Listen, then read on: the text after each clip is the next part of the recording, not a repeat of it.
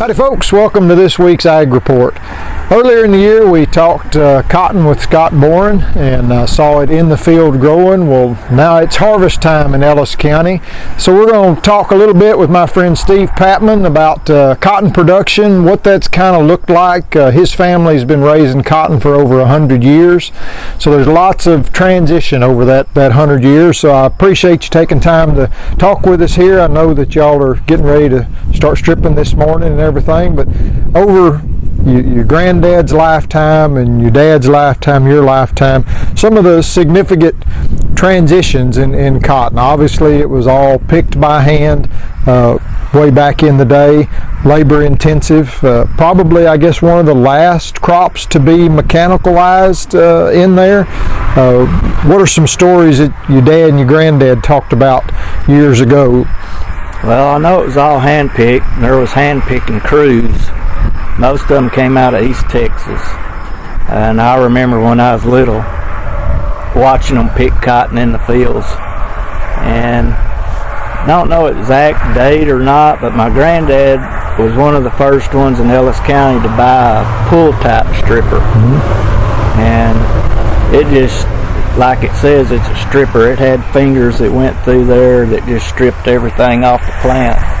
Well, the green leaves, the gin couldn't gin with the green leaves in it. So I think, according to their stories, they sat there like 2 years, never used it. They just kept hand picking it. Right. And then I think that third year they came out with a defoliant for cotton, and we called it acid. Right. And that would kill all the leaves on the cotton. They'd dry up and crumble off, and then you could go through with them strippers and strip it, and the gin could gin it. Right.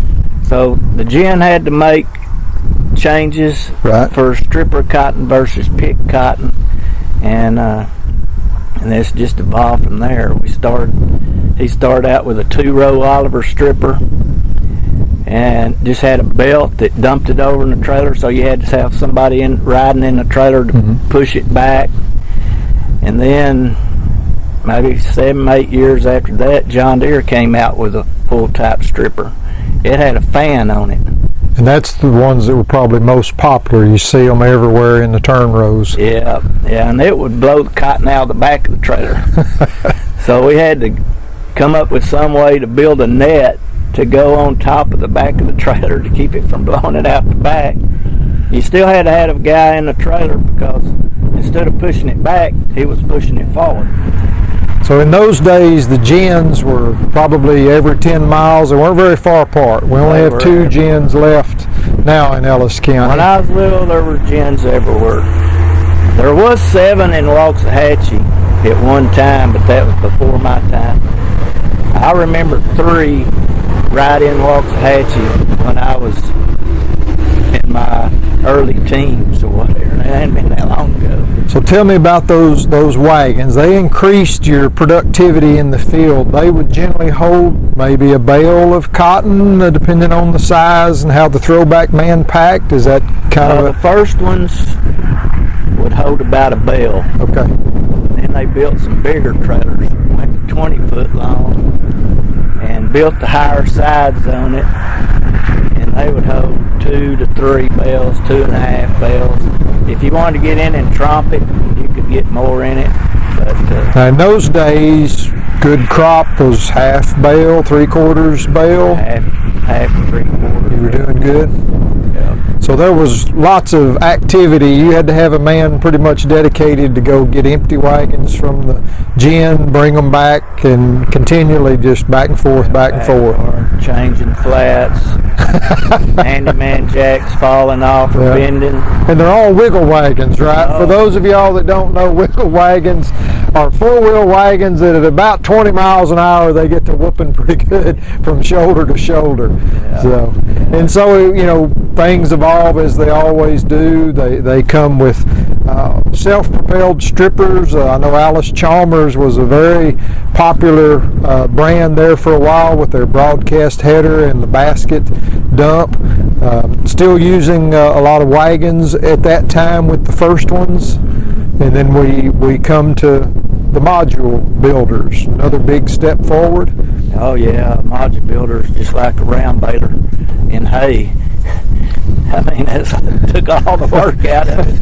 Thank goodness. Yep. Saved a lot of manpower and tires and gas and everything else. I believe it was in early 70s probably, we bought 2 Alice Chamber strippers.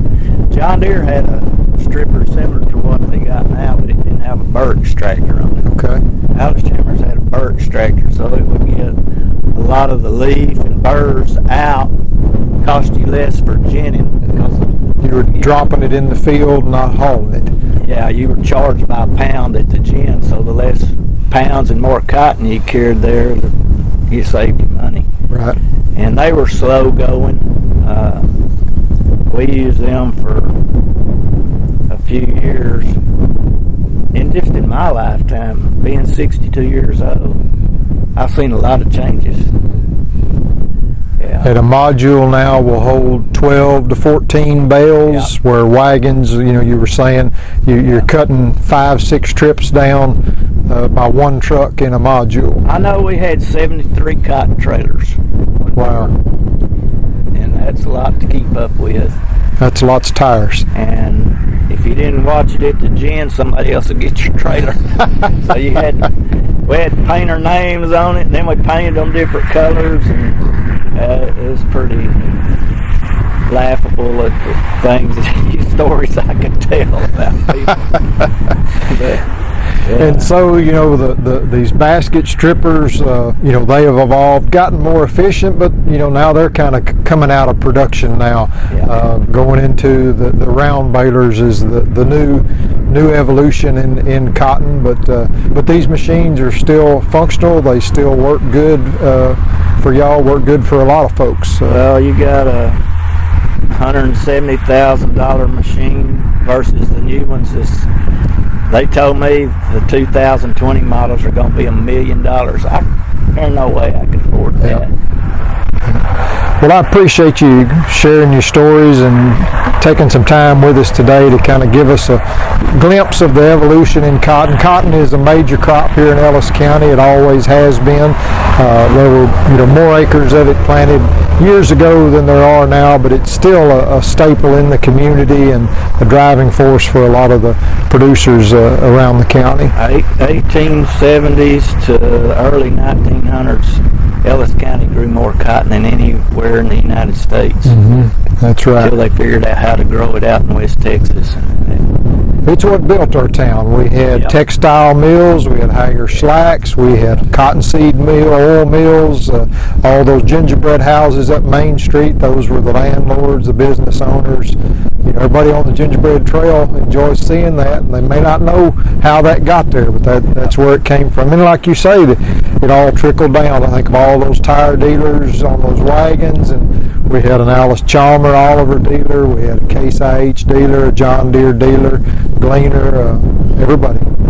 Anything in the agriculture deal, whether it be farming or cattle or whatever, it all bleeds down. That's right. And as well as I do, nearly every penny you make, you spend. Oh yes, real quick. Because you have to keep updating equipment. Right. And it's never ending. Right.